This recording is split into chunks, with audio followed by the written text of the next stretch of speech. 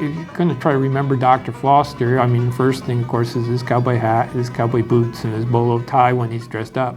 If you mention Dr. Foster's name, I see a cowboy hat and cowboy boots. At every meeting, you look for his cowboy hat and my hair. The hat. Dr. Foster is synonymous with his hat. I don't think I've ever seen him without it, actually. Of course, it was different to see him with his cowboy hat and beard, and he looked a little bit like A.T. still. When I first saw Dr. Foster, I'm seeing this bearded guy with a hat and wore out cowboy boots. And I thought he was just this nice old, hillbilly type of guy. And later realized he was faculty, and so he was just really down to earth. They had a band, the Ramp Supper Band, and they would play almost every Friday night. Interesting side note, did you know his father invented the double-headed stethoscope? Cowboy Bob, you mean? I went to his farm and helped him do chores. Cowboy Bob. Cowboy Bob. I'll never forget him because of his style, his wit, his humor.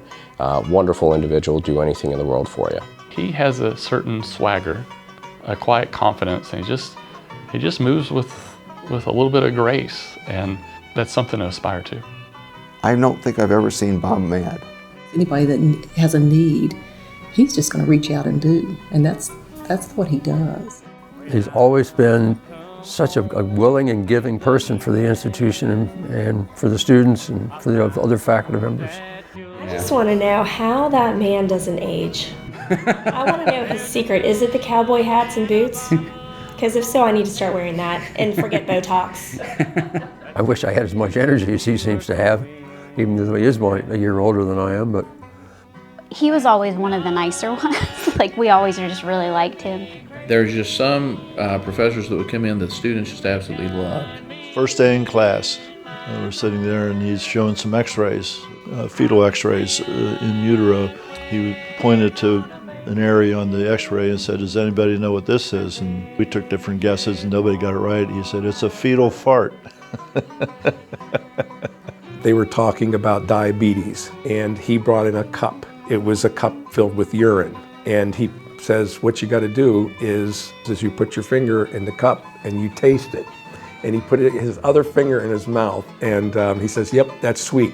His sugar's too high. So that's how I remember Dr. Foster. But he was really instrumental in just making learning enjoyable, exciting.